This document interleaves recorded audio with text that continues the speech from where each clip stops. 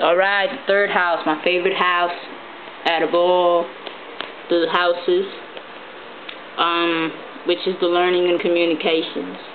It is the most important house.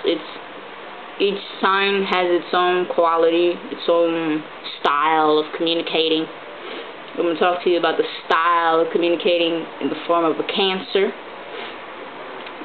Let me give you the basic info of what is the third house. Okay? The third house of the chart concerns your thought process. It is the original house of Gemini. The planetary ruler of this house is Mercury. So Mercury is closely related to the third house of communications, because Mercury is the planet of communications, and Mercury is named after the Greek god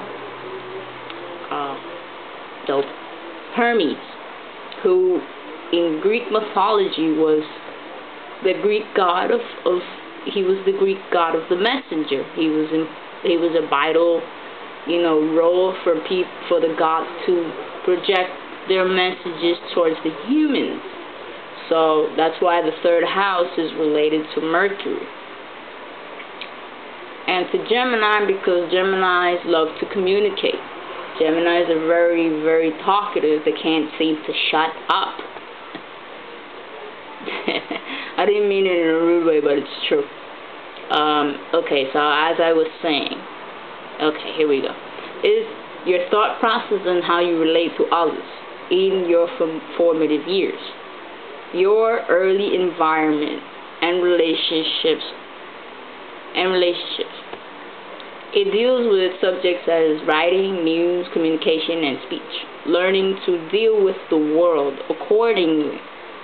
It is associated with early education and basic learning. I'm going to talk to you a little bit about Mercury. Next video. I'm just going to have to go get it, but I'll get it as soon as I'm done with this video. With Cancer on the cusp of the third house, there is a very sensitive manner of communication. You have an ability to tune into people's needs and public trends. An excellent memory permits you to retain the information you receive. You learn as if by osmosis. Osmosis is that chemical that's kind of like water. It's receptive. When you are interested in a subject, you can remember exact words, gestures, and even the tone of voice of the deliverer. Pretty good for an actor, huh? The voice of delivery. Yet you have experienced difficulties in your early childhood education, simply because you were too emotional and moody then. Even now, your ability to discuss matters rationally is often low, and you may react to others emotionally.